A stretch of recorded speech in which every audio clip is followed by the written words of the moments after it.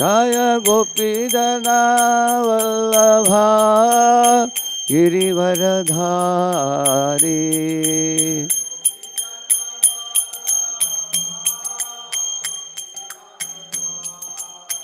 यशोदानंदन व्रज जनरंजन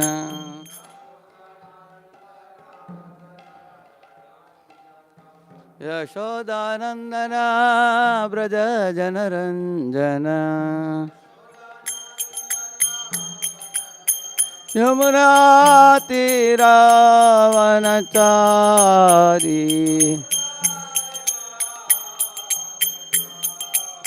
जय राधा माधव कुंज विहारी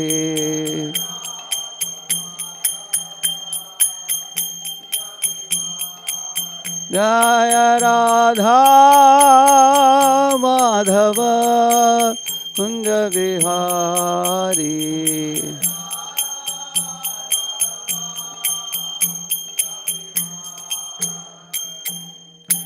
जय ओम श्रीपाद परमहंस परिव्राजकाचार्य अष्टोत्तर शत श्रीमद डिवाइन ग्रेस अभय चरणारविंद भक्ति वेदांत स्वामी श्रील प्रभुपाद की अनंत कोटि वैष्णव वृंद की all glories to assembled devotees, all glories to assembled devotees, all glories to assembled devotees, all glories, all glories, all glories to Sri Guru and Sri Gauranga.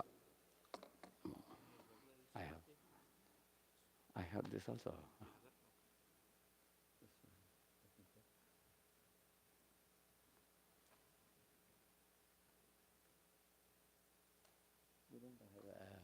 Ajidin.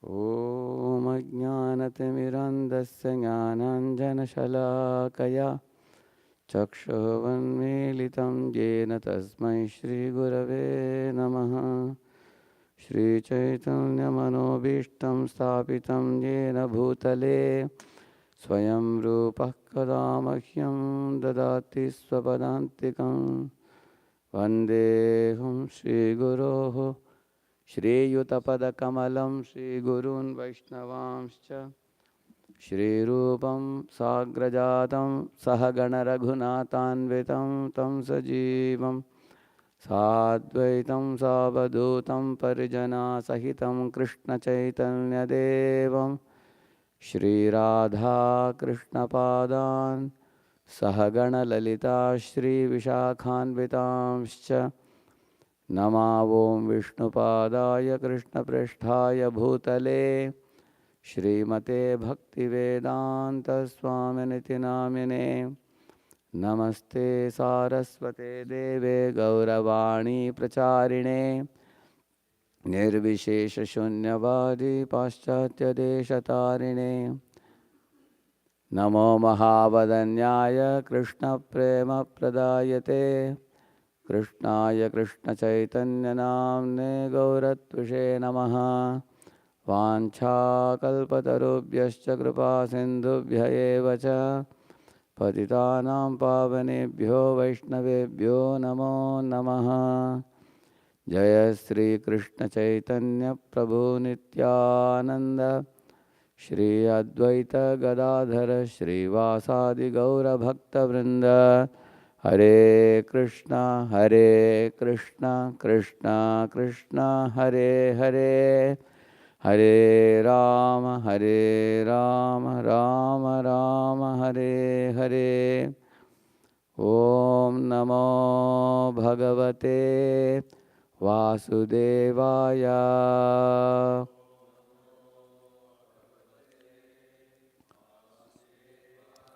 Om Namo Bhagavate Vasudevaya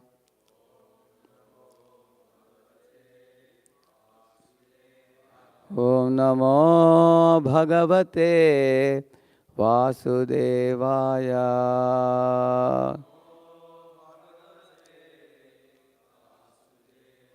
Narayanam namaskritya naram chaiva narottamam devim saraswatim vyasam tato jayamudiraye.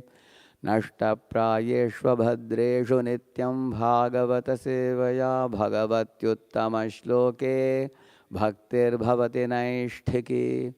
Krishnaya vasudevaya devaki nandanaya cha Nandagopakumaraya Govindaya Namo Namaha.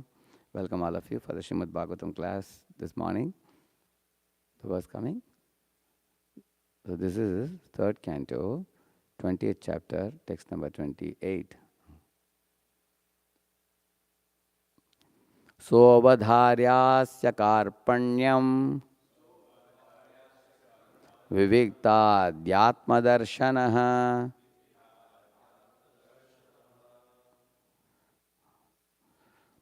vimunchatmatanum ghoram ityukto vimumochaha. Sovadharyasya karpanyam viviktadhyatmadarshanaha vimunchatmatanum ghoram ityukto vimumochaha. Sovadharyasya karpanyam viviktadhyatmadarshanaha vimunchatmatanum ghoram ityukto vimumochaha.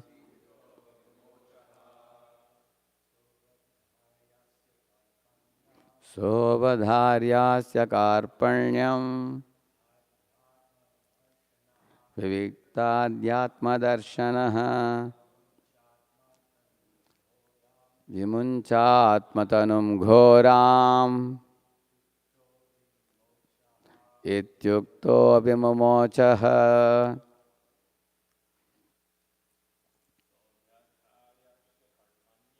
Sovadharyasya karpanyam viviktadhyatmadarshanaha vimunchatmatanum ghoram ityukto vimumochaha. Sovadharyasya karpanyam viviktadhyatmadarshanaha vimunchatmatanum ghoram ityukto vimumochaha. Mataji?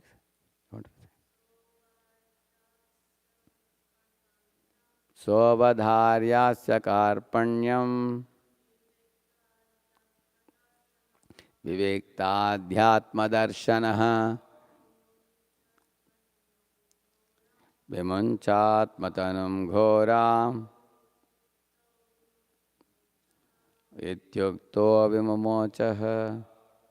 Saha, the Supreme Lord Hari, avadharya, perceiving, asya, of Lord Brahma, karpanyam, the distress, vivikta, without a doubt, adhyatma, minds of others, darshanaha, one who can see, vimuncha, cast off, atmatanum, your body, ghoram, impure, ityuktaha, thus commanded, vimumochaha, Lord Brahma threw it off.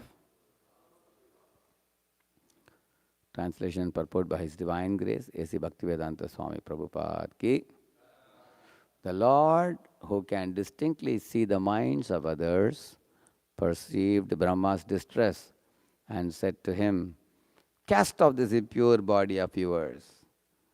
Thus commanded by the Lord, Brahma cast off his body. Purport.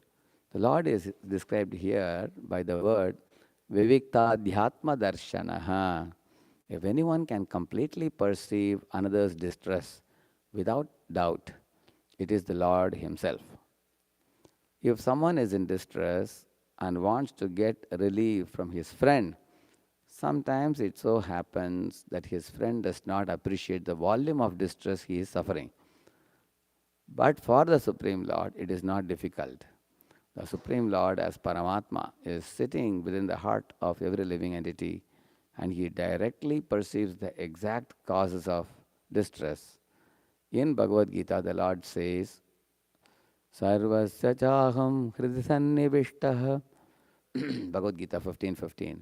I am sitting in everyone's heart, and because of me, one's remembrance and forgetfulness occur. Thus, whenever one fully surrenders unto the Supreme Lord, one finds that He is sitting within one's heart. He can give us direction how to get out of dangers or how to approach Him in devotional service. The Lord, however, asked Brahma to give up his present body because it had created the demoniac principle. According to Sridhara Swami, Brahma's constant dropping of his body does not refer to his actually giving up his body. Rather, he suggests that Brahma gave up a particular mentality. Mind is the subtle body of the living entity. We may sometimes be absorbed in some thought which is sinful. But if we give up the sinful thought, it may be said that we give up the body. Brahma's mind was not in correct order when he created the demons. It must have been full of passion because the entire creation was passionate. Therefore, such passionate sons were born. It follows that any father and mother should also be careful while begetting children. The mental condition of a child depends upon the mental status of his parents at the time he is conceived. According to the Vedic system, therefore, the Garbhadan Sanskar or the ceremony for giving birth to a child is observed. Before begetting a child, one has to sanctify his perplexed mind. When the parents engage their minds in the lotus feet of the Lord, and in such a state the child is born, naturally good devotee children come. When the society is full of such good population, there is no trouble from demoniac mentalities.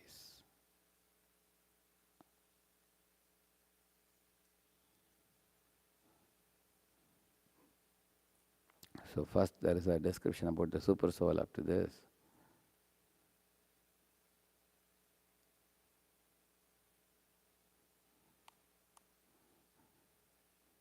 From here, first this paragraph describes about the super soul being the best friend. And he perceives our pain very clearly. Then the second part talks about the Brahma situation in this chapter, where when demoniac children were born, Brahma was very pained and disheartened, unhappy. So, Lord didn't tell him to just to tolerate the pain. He gave instruction that you give up that body. And Prabhupada says that the dropping of the body is not a gross body, physical body, but the subtle body. Dropping of the mentality, he says. There was, up to that he says. And then from here, there's a third para. Here Prabhupada talks about the parents, about their mental condition at the time of conception of a child. So he talks about the Garbhadan Sanskar here.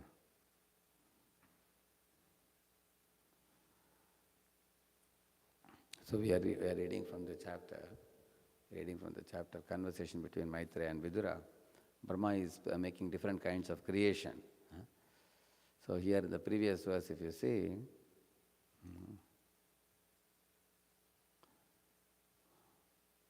so here this is Brahma's distress comes in this verse here.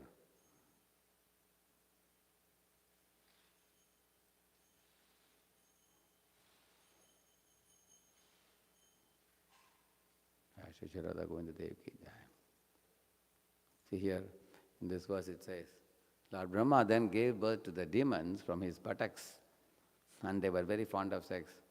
because they were too lustful, they approached him for copulation. So when Brahma saw their behavior, the worshipable Brahma first laughed at their stupidity, but finding the shameless asuras close upon him, he grew indignant and ran in great haste out of fear. He approached the personality of Godhead, who bestows all boons and who dispels the agony of his devotees and of those who take shelter of his lotus feet. He manifests his innumerable transcendental forms for the satisfaction of his devotees. And then he called out, Pahimam, Pahimam, Paramatmam Ste. He's saying, protect me, my Lord. Lord Brahma, approaching the Lord, addressed him thus, My Lord, please protect me from these sinful demons who were created by me under your order. They are infuriated by an appetite for sex and have come to attack me. Like that he prayed. My Lord, you are the only one capable of ending the affliction of the distressed and inflicting agony on those who never resort to your feet. That means paritranaya sadhunam, vinashaya cha dushkritam. The Lord protects the devotees and destroys the demons. So you are the only one who can do that. And then today's verse here. The Lord who can distinctly see the minds of others perceived Brahma's distress and said to him, Cast off this impure body of yours. Thus commanded by the Lord, Brahma cast off his body. So there is a word in English called empathy, isn't it? What is the difference between sympathy and empathy? Sympathy means I may look at someone's position and say, oh, you pity one, you pitiable one, you are suffering so badly. Don't worry, everything will be all right. I am at a higher pedestal and that person is at a lower pedestal. I'm very sorry, you are suffering like this. I am not so bad, I am all right. That is sympathy. Empathy means to be on the shoes of the other person and feel what the other person is feeling. I remember many years ago, we were going through a city in India and one person was supposed to bring us prasadam. And that devotee had prepared 8 items, varieties of items to cook because he thought senior devotees are going, I should give them the best prasad. But the problem was, because 8 items had to be made, it got pretty delayed. And he has to bring it for the train on time. So he made a calculation, the station would take me only 40 minutes to reach. And exactly he finished cooking and offering. And as he was bringing, at that time there was one Ramzan, there was one procession going on. The Muslims have a festival, celebration. So huge crowds of people were crossing the road. So he came in a car and the car got stranded in the traffic jam. So after that he got off the car and took a bike from somebody. And even through the crowd, he just penetrated through the crowd and tried to come to station. So when he just reached the station, he saw the train moving already. So people who were in the train, 3-4 devotees, they were wild. They were saying, what is the use of this fellow making 8 items? Because they knew that on phone he told, I am making 8 items. Let him eat it himself. He didn't bring it for us. So they were actually very upset with him. So, but this fellow was an intelligent one. He drove the bike very fast and reached us at the next station. He brought the prasad there. Exactly reached on time before the train left. So, when he saw that, he came to know that the devotees were very upset with him. So, he was very disturbed mentally that, how can they be upset with me? Don't they know how much I worked hard to cook these 8 items? And how much I struggled through the traffic, because of which I got late. But by the time devotees had commented that he is insincere, in his service, he's careless, don't you know that, you should come well before the time, before the train leaves. Actually, he could have come before the train left, but the procession was an unexpected one, correct now. So when he narrated the whole episode, that I came in the car, I parked the car on the side of the road and they took a bike and came. I wanted to reach you all. Then the others understood that he made a very great effort to reach us. So then they felt pity for him and they could understand his sincerity. When they felt his sincerity, then he became pacified. So when someone expresses to you, please understand me, and we refuse to understand, and we hold on to our position, labeling them or belittling them as insincere, then they become very broken-hearted and shattered. They feel that this person doesn't understand what I am saying. Many times. So therefore, we may say that, there are many things that are not obvious in this world. So, those which are not obvious, we should not judge, because there may be various possibilities. It's always good to give benefit of doubt. So, in our dealings, we all face this challenge of making someone understand us and be able to forgive us in case we committed a mistake. So, here you will find the super soul is such an expert personality. He can exactly understand the feelings of the other living beings because he is seated in the heart of those living beings as the best of friend. You will see when a man dies in India, the wife and the women, they will not go out of the house because they are not supposed to go to the graveyard, because if they see the body burning, they cannot emotionally take it. It is too much for them. So they will not come out of the house. And the relatives and others, they come to the house in a very formal way. They will just silently sit and they pass the condolences and they will go away. And the son goes up to the graveyard to put fire to the body of the deceased father. And after putting fire, when the body is burning, he will also go away. The only person who accompanies that living entity to the next body is the super soul. Therefore, super soul is the best friend of us. In the fourth canto, when Malayadwaja and Vaidarbi, they both went to the forest as husband and wife, Vanaprastha stage. So she was serving the husband, assisting him in his devotional service. And husband was a very exalted personality. Malayadwaja was a great devotee. One day, when Malayadwaja was lying down, she massaged his feet and she found that his feet was chill. She immediately understood that he has left the body. And in that forest she looked around. There are mountains and forests and thick trees. And I am all alone in this forest. And she loudly cried. At that time, one Brahmana appeared there. An effulgent Brahman. Who was that? That Brahmana was Super Soul.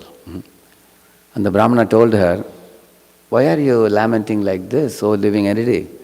Don't you know, like two swans living in a lake, me and you, we live in the heart, which is like a lake. I am always accompanying you life after life. You are never alone. I am present with you, and I also share your joys and sorrows. I am fully aware of your situation. And nothing can happen to you without my sanction. Be assured.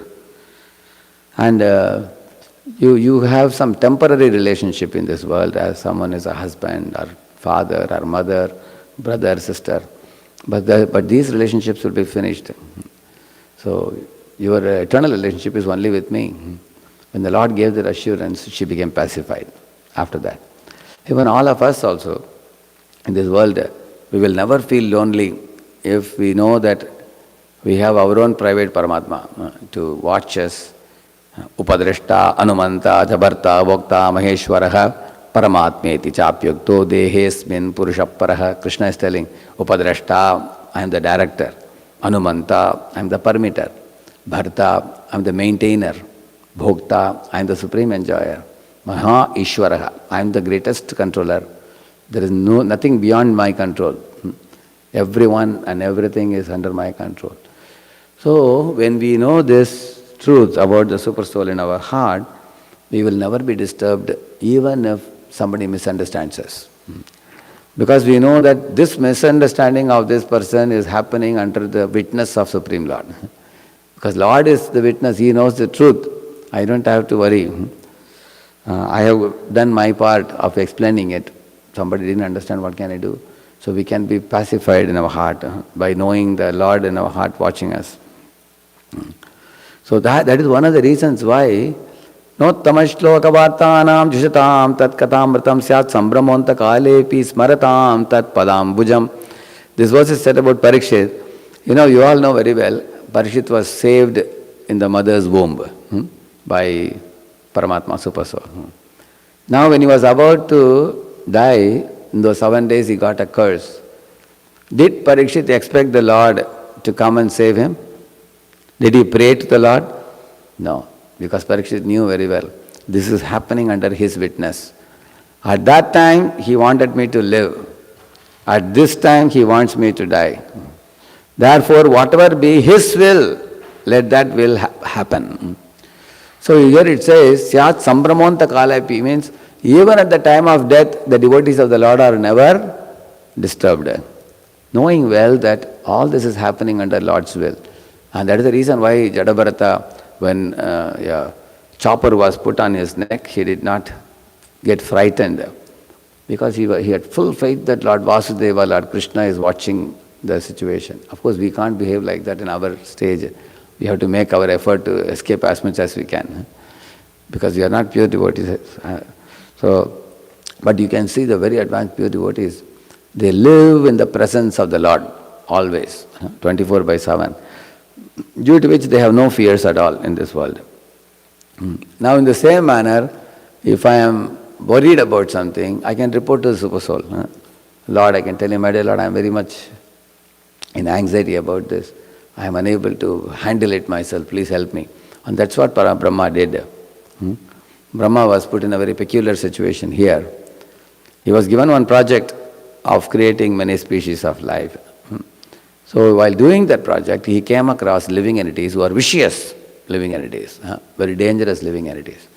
Like in the dawn of creation, when Brahma did penances and then got the darshan of Lord Vishnu, and then he asked for 4 benedictions from the Lord. One of those benedictions was, while engaging in my project of service to you, I may come across some vicious elements. And by their association, I may become polluted. So what I should do? Like that he asked. Lord said, as long as you always remember me, you will never be afflicted by any impurity. Once you forget me, the problem starts. Like that the Lord told him. So now here such a situation has come in Brahma's life now. So he was producing many living entities, and then suddenly some living entities started attacking him from behind. And he felt ashamed by their behavior. What is this? This kind of homosexual behavior they are showing. Initially he laughed at their behavior, thinking that these are foolish fellows. But later on he found that they are serious about copulating with him. So after he got frightened, he started running away. How can even this kind of things one can do? He was surprised, shell-shocked. And then he fled from there. And then he prayed to the Supreme Lord. Actually, what happens in this world, by bad association, many things are picked up by the living entity, many bad habits, not even worth mentionable. Habits are picked up. Like, for example, in India also children sometimes are put in a residential school where in a small room sometimes 15-20 children are put. They stay together. And when they are sleeping at night, they develop many bad habits of putting their legs over one another. And as they grow, as the senses grow, they misbehave also. And then initially what came as a playful thing becomes a habit. And then that habit grows into a very major habit, and one is unable to get out of it to a degree where one repeatedly indulges several times, and then one's mindset becomes very polluted. And this continues as if it is it's a thing which is perfectly all right. One thinks people even justify such behavior. So here, according to Śrimad Bhāgavatam, This is not acceptable behavior. Like for example, a man and a woman are allowed to come together in a religious tie, and they can beget children and raise the children in Krishna consciousness. That is not only sanctioned by the Lord, it is called as religious by the Lord. Dharma viruddho bhuteshu kamosmi, Bharatarshava, Krishna says. But nowhere in the scriptures, Lord has sanctioned the male or female uniting in some kind of relationship. That is not sanctioned in the scriptures. At the same time, in case somebody has got into this bad habit and they are struggling to get rid of it, they should not be treated like an outcast. They should be treated with sympathy. They should be treated with friendliness, and they should be taught in such a way that they will get out of this habit. Whenever I come across anybody like that, when they talk about this, I tell them, just like the brahmacharis maintain a brahmachari vrata, the vow of celibacy, even though in their mind some bad thoughts may come when they meet the members of the opposite sex. Actually, women should be seen like a goddess. Brahmachari means you see all women like associates of Radharani. That's the ideal way they should see. But sometimes the mind may get contaminated by some other thought, impure thought in the mind. Nevertheless, they have to restrain. If they don't restrain their mind and they let the mind loose like an untethered bull, then you find they indulge in illicit connections with somebody's wife or with some unmarried woman, and they don't properly get settled in life, and the whole life goes for a toss, and highly complex situations result because of uncontrolled mind. So just like a brahmachari is supposed to restrain his mind, in the same manner, if somebody is feeling attraction for the same sex, then one should restrain one's mind. Once His Holiness Bhakti Charu Swami Maharaj was telling, that sex which does not produce children is illicit. That's the definition he said. Because male or female attraction, that doesn't produce any children in that relationship. So in the Bhāgavatam it is called the demoniac, and it should be given up. Yes, it is improper desire, it's illicit desire, it should be given up, and the people who are indulging in this should be aware of it. But here Brahma felt very unhappy with their behavior towards him. Earlier also, we have read that Brahma became, when Brahma created a beautiful girl, Vak Devi, so he became attracted to her in his mind. He didn't do anything with her, it is after all his daughter. But when he looked at the daughter, her beauty charmed him. At that time, the Marichi's sons laughed at him. So they became offenders.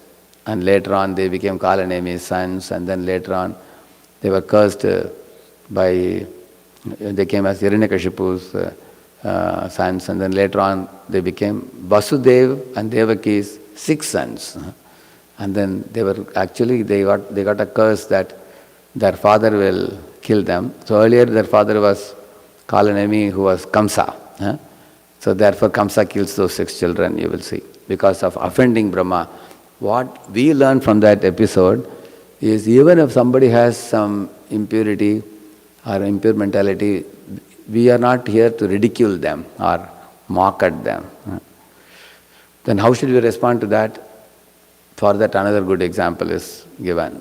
The Kumaras, 4 Kumaras saw the behavior of Brahma attracted to his own daughter. So they folded their palms and prayed to Brahma, "Oh Father, how is it that you are feeling attraction to your daughter in a conjugal way? It is inappropriate. So we are shocked to see your behavior. Please give up this mentality," like that they prayed.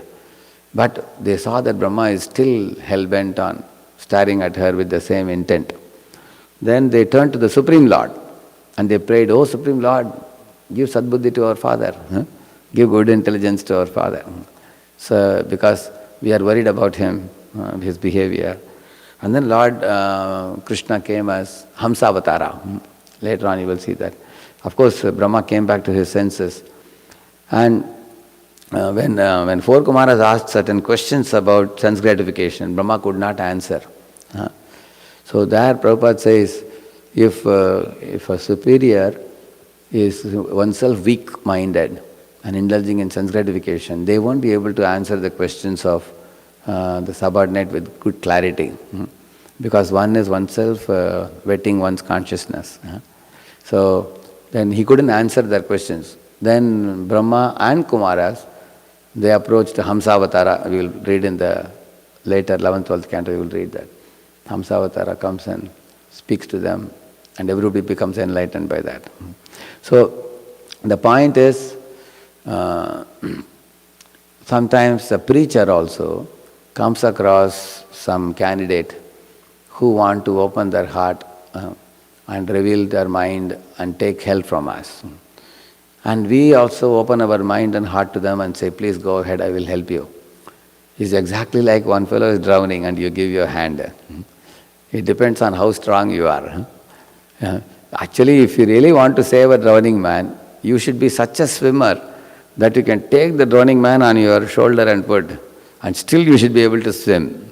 Check yourself whether you are so strong to put him on your shoulder and swim. So, if you are not, then one has to be a bit reserved in hearing about the anarthas of the conditioned souls.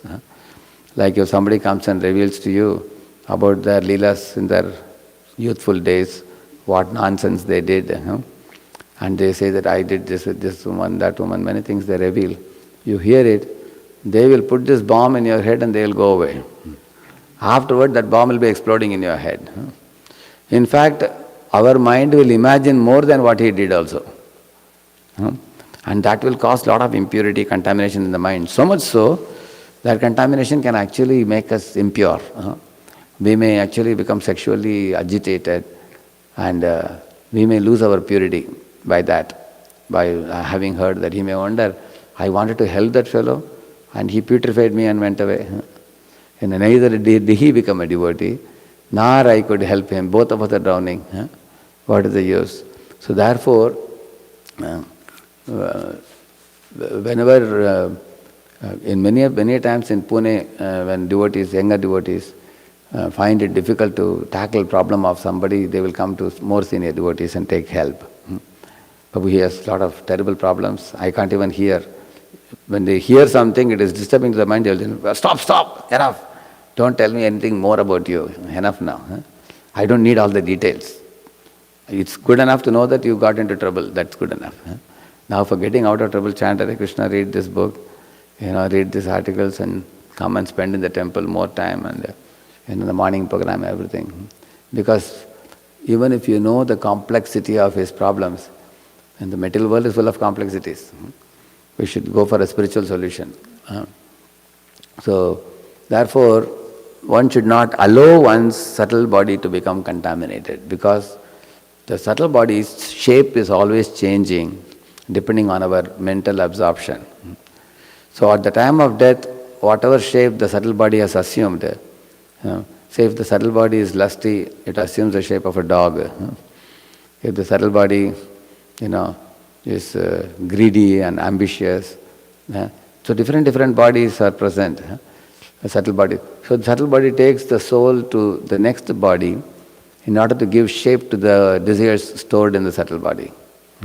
So therefore, one should, Prabhupada says, change of gross body is not important, because gross body will anyway change. Like you see, our body was small baby, then it became boyhood, then youth and old age. It will automatically come. You don't have to worry about the change of gross body. Change of subtle body is very important. One has to design the change of subtle body, not allow it to change by default. Default means what? Like a flood. It flows without any direction. We should not allow subtle body to flow like a flood.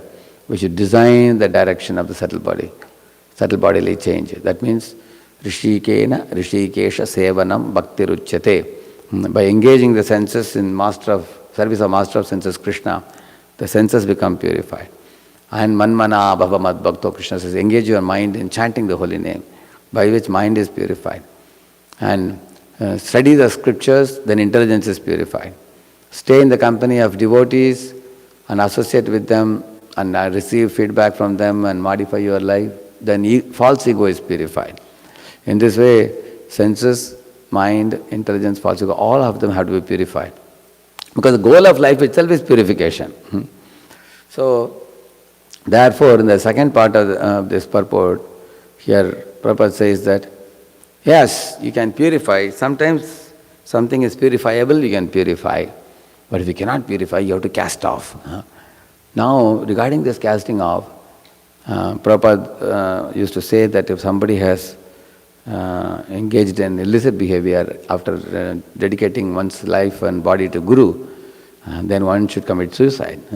It's called as a vantashi, it is said. Vantashi means a person who vomited something and he drank his vomit again. It's like that. But this is not for a Vaishnava, Prabhupada says. This vantashi is for Mayavadis. Mayavadi has taken sannyas. If he falls back again with some woman, that is called as a vantashi, or a eater of his own vomit, like that. As far as Vaishnava Sampradaya is concerned, when Prabhupada gave sannyas, he saw that some of them have difficulty with their sannyas. Then in the Gajendra Moksha purport, Prabhupada wrote that an elephant is strong on land and a crocodile is strong in water. But if an elephant puts himself in a wrong element of water, then he can be disturbed. So he saw that some of them have, in an over-enthusiastic spirit, they took sannyas, but they could not preserve their purity. And then Prabhupada said that, they are falling down. And some of them wondered, if I fell down, what I should do? Should I commit suicide? Prabhupada said, no. You properly get married and continue practicing as a grihastha. There was one devotee, one of the first sannyasis who fell. After that, he was even afraid to come in front of Prabhupada. Then when he got married and then begot a son and then he came to meet Prabhupada, Prabhupada dealt with him very nicely, warmly. He gave him prasad and talked to him and his wife, and he had a small son. And Prabhupada said, Lord Chaitanya rejected somebody who fell down, but I cannot reject, I need all of you. And now you are properly situated in a grihastha. You are not doing any debauchery. Therefore, you continue rendering service. It is better that you continue rendering service rather than commit suicide. So, then he asked him, what's your newborn son's name? He said, Bhaktivedanta Das. He said, oh, you have given Guru's name. He had given. So, in this way Prabhupada accommodated. Prabhupada did not accommodate illicit behavior, but Prabhupada accommodated one who has properly, duly got married and stably situated, he accepted. So, therefore, we all should make sure that we are putting ourselves in a normal position, Prabhupada says. What is normal position? A stable position means, brahmachari means we should follow the brahmachari principles properly, treating every woman like a goddess, mother. And somebody is a sannyasi, then one should deal with every member of society like a child, and one should not misbehave with anybody and bring disrepute to the institution and the Guru Parampara. So, there are 4 things said in Bhāgavatam. A Brahmana should be truthful, a woman should be chaste, a sannyasi should be clean in character, and a king should be free from false pride. But if a Brahmana speaks a lie and a woman is loose in her character, not pure, and if a sannyasi is illicitly connected to some woman, and if a king becomes proud and intoxicated by his position and privileges, then they lose reputation, they lose respect in society. It is said. So then they have become polluted. So we should not allow such pollution to enter into our system. So I wanted to show you a small slideshow. This, because if you see the slide, it will be very easy to remember these things. It is called as weakness to victory. See, here Dhritarashtra's son is Duryodhana, correct, no? So Dhritarashtra was insecure. Why? Because he was blind by birth. He was not eligible to become the king, although he was the eldest brother amongst the 3. Dhritarashtra, Pandu and Vidura. They three are brothers. But Dhritarashtra, though being eldest in the family, he couldn't become the king. Only Pandu was made the king because Pandu had eyes, a proper body, healthy body. But then later on, Pandu went to the forest and he left his body. Then temporarily Dhritarashtra was made the king. Although he was blind, there was no one else available. We say no, a blind uncle is better than no uncle. So he was made the king. But he knew that I am a temporary king, but before the Pandava children grow up and come to the post, I want to make my son the king. He thought of Swajana. Swajana means my sons. It's called nepotism. I want to make my sons the king. So he was always insecure. Will my sons become the kings or Pandu's sons will become the king? Mamaka Pandavas Chaiva. He was thinking. And his wife, Gandhari, she was a lady of high character. She also blindfolded herself when she saw husband is blind. From chastity point of view, she was very noble and great. But she had another problem. When Kunti got Yudhishthir Maharaj as her first son, before Gandhari could beget her children, Gandhari was pregnant. When she came to know the news from the forest that Kunti already got a child, she became so angry. Vedavyas promised me that I will have 100 children. Why this pregnancy is not, delivery has not happened for me before Kunti begot child? So she, with her hand, she hit the womb and out came a big lump of flesh. So when Vedavyas arrived there and said, "Oh lady, why did you become so envious? You have spoiled the show. You have brought out a lump of flesh instead of the 100 children. They are not yet developed in your womb. Okay, it's my promise to you that you will get 100 children. So I will make sure you get it." So he cut the lump of flesh into 100 pieces and put it in 100 pots with ghee. And he cultured them. And from that the 100 children came. Who? Kauravas. The Kauravas were born. But remember this, she had a envious mentality towards Kunti. She was envious and Dhritarashtra was insecure. So combined envy and insecurity came in Duryodhana. You will see that. From them he got it. That is the point. Then you see, to make our weakness a deadly weapon, to be selfish and unreasonably ambitious, this we should not do. That means, if actually, in case we have such kind of impurities in our mind of envy and insecurity, how to overcome that we will explain. Here you see, when Dhruva felt envy for his stepmother, he wanted to take revenge. He admitted his weakness. He went to his mother and said, "Mother, I am very, very disturbed. Why is my stepmother dealing with me like this? She is my senior and I am younger and she is mistreating me. I want to take revenge." So at that time his mother understood his situation and she gave him proper guidance. The first thing she told him, "My dear child, in this world such feelings are not uncommon. But when such feelings come, you should give up such feeling." Like you see, one example I'll tell you. In Ramayana, see, it's not that a wife is inferior, husband is superior, and wife cannot give guidance to a husband. I'll tell you an example where even Lord Rama took good advice from his wife, Sita. One day Sita told Ram, "Why are you always carrying this bow with you? If you carry the bow, you will tend to kill somebody or the other," she said. And then she told a story. She said, once upon a time, Indra was very insecure. He saw one rishi was doing penances. He wanted to make his tapobalam, or strength of his penances, nullified. So Indra came down and told the rishi, "Can you please keep this sword with you? For 6 months I'll come and take it." So he gave the sword and went away. So the rishi had the sword.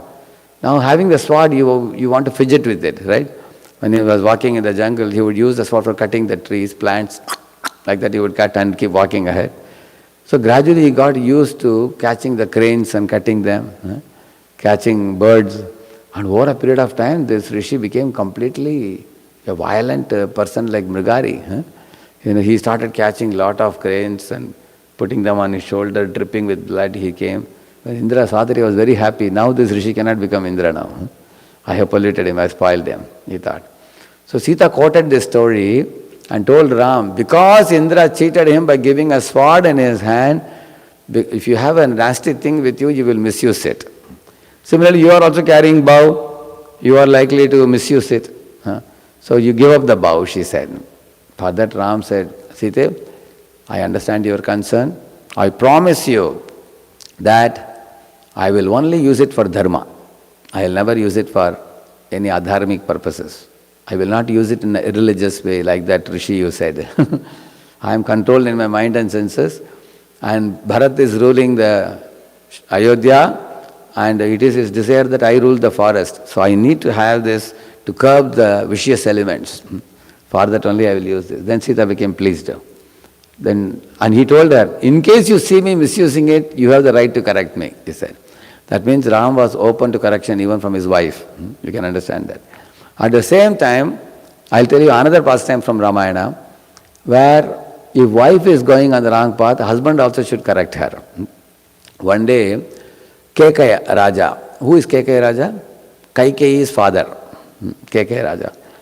So he went to forest for a vacation, and he went to an ashram of Guru, and he saw the Guru.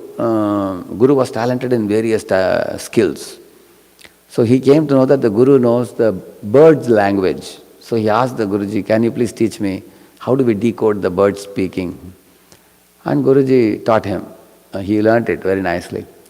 Now he could clearly decode what the birds are speaking to each other. But when he was leaving after a month, Guru told him, even though you can decode the birds or animals' language, you should never decode it for other people. If you do that, you will die. I told him. Because people know the language, the people can trouble them. So you should not tell anybody. He agreed. So when he went back to palace after a few months, one day, two parrots were speaking to each other just in the palace garden. And when the king heard what they were talking to each other back and forth, he laughed loudly. So Kekaya's wife happened to be there. She asked the husband, why are you laughing? He said, these birds, you see how they are? They are talking a joke. I heard that, therefore I laughed. And she said, what are they talking? Tell me. Then he realized, no, sorry, I cannot tell you. Because one Rishi taught me this. He told me, if I tell anyone, I will die. She said, you die, no problem, but you tell me what it is. Like that she said. Then he thought, let me consult the sage. He went to the forest and told the sage, sir, my wife is very adamant wanting to know. She says, I can't keep any secrets. She's staying like this. Adamant. She's saying, even if you die, no problem, you tell me. She said, if somebody is making an adamant request, he said, you should chastise them. Whether it is another person or your own mind also. You should chastise very heavily. And then curb their desire, he said. So now he went back. And then he thought, wife will forget. After 2 days she asked, tell me, what were the birds speaking? She asked again. He said, no, I cannot tell you because if I tell you, I will die. She said the same thing. If you die, I don't mind, but I want to know the truth. Then he chastised her very heavily. He said, hey, you foolish woman. If I die, the whole kingdom will be drowning and you will be stolen by the enemy's army. And the enemy king will loot you and engage in adultery with you. Your future is bleak, the whole country will be finished. Do you have any common sense? Like that he asked. Then she became quiet. She said, okay, I understand now, I'm sorry. She said. So, why I am saying this, when our mind is raising any polluting desires, we should chastise the mind. And we should fast, or we should give the mind, take 32 rounds of Ariksha today, instead of 16. So when you supply 32 rounds of chanting to the mind will become subdued like a baby. You will see that. So one should not let impure desires, get cultured and grown. One should not allow that. So Dhruva Maharaj was very smart through a boy. See, whenever we are unable to get rid of impure desires like revengeful attitude, anger or hatred or envy for another devotee. Like one devotee was feeling envy. Prabhu, we both studied in the same college. We both joined at the same time. But see him, Prabhuji, he is going light years ahead of me and I am stuck here. And people are always comparing and telling me, hey, you guys came at the same time, see him, how he is going and what are you doing. As soon as people say, a seed of envy is produced in my heart for my friend. We were best of friends in college days. Now I can't even look at his eyes, Prabhu, what I should do.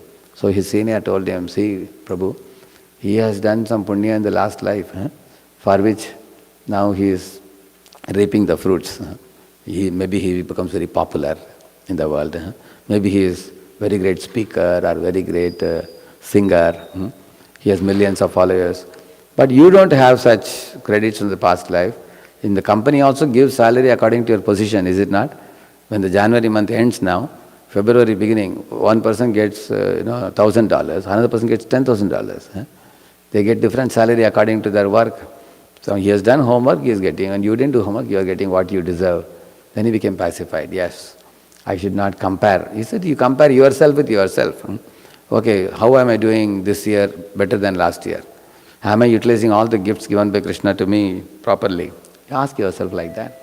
So in this way, she pacified his envy and told him, you think about your progress, my child. Don't think of pulling leg of others. So in this way, he focused on his own progress by going to forest, meeting Narada Muni, meditating on Vishnu, and getting darshan of Lord Vishnu. He perfected his life. He dissolved his envy completely. So Dhruva is our hero for us and our role model for us. We should follow in his footsteps. See, this is his stepmother chastising him. Then he went to his mother, went to Narada.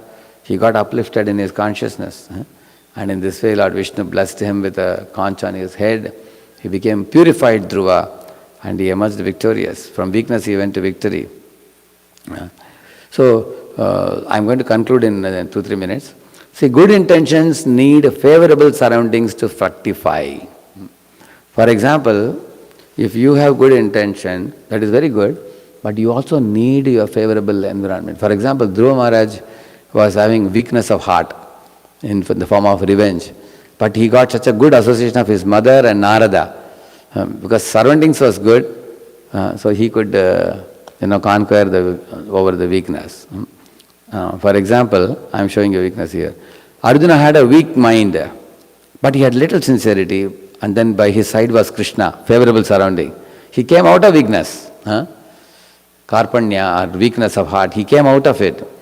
So even though we may be weak-minded, we should take association of people who are flourishing in their spiritual life, advanced devotees.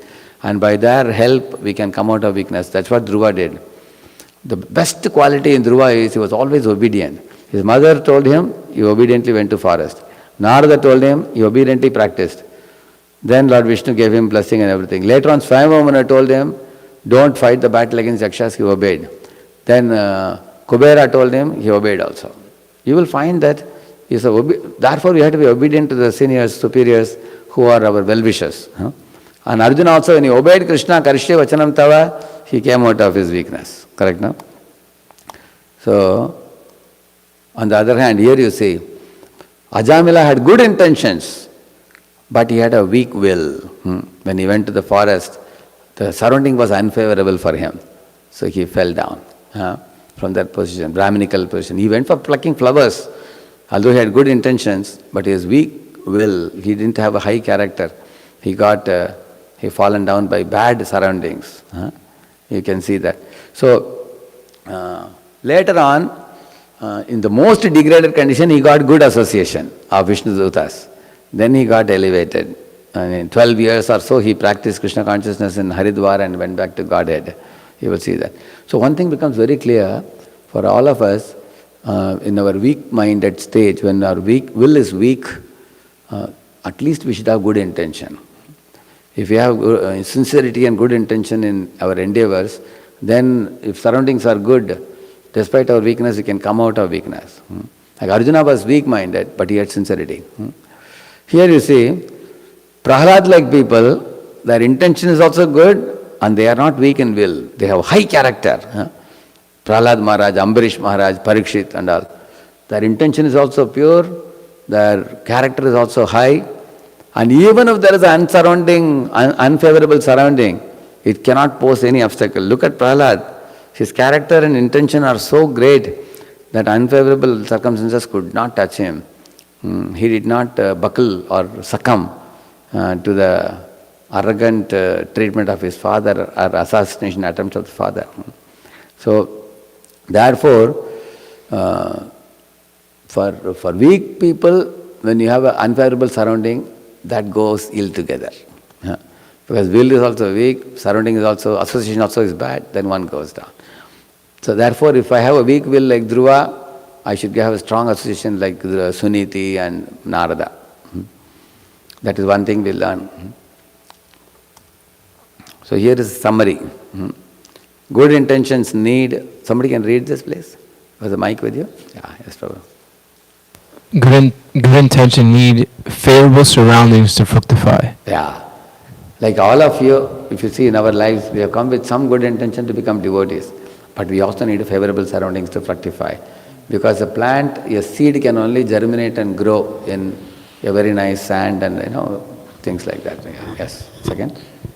Even if one has weak will, one with a little sincerity and favorable surroundings grows out of weakness. The example is Arjuna. He had a weak will, but he had little sincerity in asking questions to Krishna. And then the surrounding was favorable in the form of Krishna's advice. So he came out of weakness. Yeah.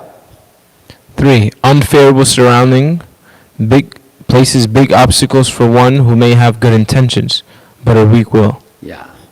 So good intentions are not good enough if our will is weak. Some people, their intention is good, but they are lethargic. They are not ready to do the needful. Then when there are unfavorable surroundings, for example, Ajamila, he went with a good intention, but his will was weak. What should he do, ideally speaking? He should come home and report to father. I went to the forest to pluck flowers. I saw a dirty sight. Now my mind is polluted by seed of lust. Then immediately father would have taken him to some Guruji and Guruji would have purified him by some austerity. But instead of, since there was no, his will was weak and when unfavorable surroundings came, he fell down. Yeah, yes? For unfavorable surroundings poses no big obstacles for one whose good intentions are combined with high character. Yeah, that is Prahlad Maharaj. So, yeah. And then others, so the other examples are there, that's good enough. So one last point I want to make in the purport, here Prabhupada says that parents also should do Garbhadan Sanskar before begetting a child. You all know Priyavrata, he was a pure devotee, Priyavrata. So he was hesitant to marry, but on the order of Brahma and Swayambhu Manu, he married. So he became very much attracted to his good wife, Barhishmati. It is said that Barhishmati was so beautiful that when he was doing Agnivalam, catching the hand of his wife, he was going around the fire. Even the fire was getting attracted to her. Like that it is said in the Bhāgavatam. Even the fire was staring at her. She was so attractive. So therefore, because of his attraction to his wife, he became lusty. And therefore Agnidhara, who was born to him as the first son, he targeted to go to heaven, although Priyavrata went to spiritual world. Prabhupada says that is because at the time of conception of the child, his mind was little polluted. Therefore Agnidhara was born as such a son who could aim only at heavenly planets. He married Purvachiti and went to heaven. So there Prabhupada wants this. Husband and wife should elevate their consciousness to spiritual platform by chanting 50 rounds of Hare Krishna before uniting and begetting children. As Prabhupada says, the mental condition is very important at the time of conception because the parents' combined quality of consciousness comes on the child. So here Brahma got a polluted mind. The Lord ordered him, now you cast away that polluted mind. You don't have to cast off your body, cast off your mindset. So the same thing is applicable to all of us. By some mistake, if we became little degraded in our mind, then one should take out time to read more, chant more, do service to the deities and become more purified and open the mind to the seniors and strengthen one's inner resolve and will so that we can give up our weakness of heart and become stable, strong and be focused in our spiritual life and make advancement.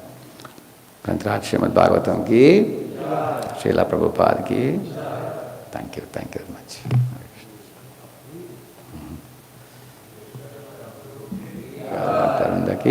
I've gone beyond my time.